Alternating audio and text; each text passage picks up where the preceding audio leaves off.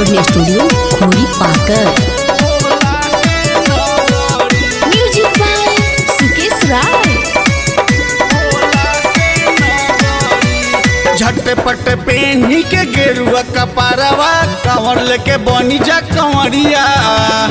बोल बम बोलत मस्ती में डोलत चल न बैजू नगरिया, चल न बैजू नगरिया। झटपट पेन्ही के गेरुआ कपारवा कंवर लेके बनी जा कंवरिया। बोल बम बोलत मस्ती में डोलत चल न बैजू नगरिया। जवन दुखवा भोला जी मिटई है सगरी, जवन दुखवा भोला जी मिटई है सगरी। त चल चल ए बलमुआ बाबा के नगरी, त चल चल ए बलमुआ बाबा के नगरी।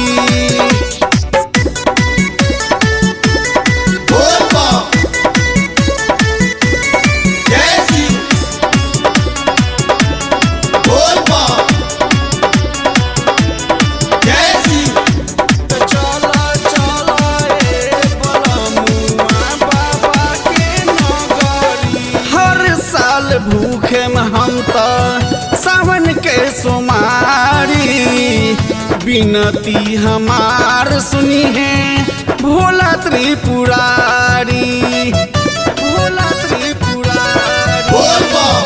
हर साल भूखे में हम तो सावन के सोमारी, बिनती हमार सुनिए भोला त्रिपुरारी। अपना माथवा पर बांधी बोल बम के पगड़ी, अपना माथवा पर बांधी बोल बम के पगड़ी। त चल चल ए बलमुआ बैजू के नगरी, त चल चल ए बलमुआ बैजू के नगरी।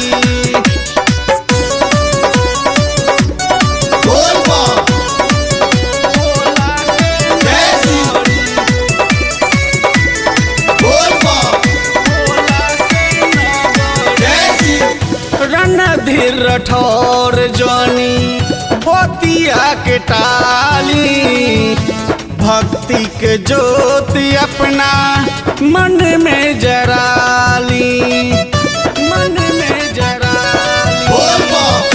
रणधीर ठोर जानी बतिया के टाली, भक्ति के ज्योति अपना मन में जराली। जलवा ढारल जाई बाबा पर सबका से अगरी, जलवा ढारल जाई बाबा पर सबका से अगरी। त चल चल ए सजनवा भोला के नगरी, त चल चल ए बलमुआ भोला के नगरी।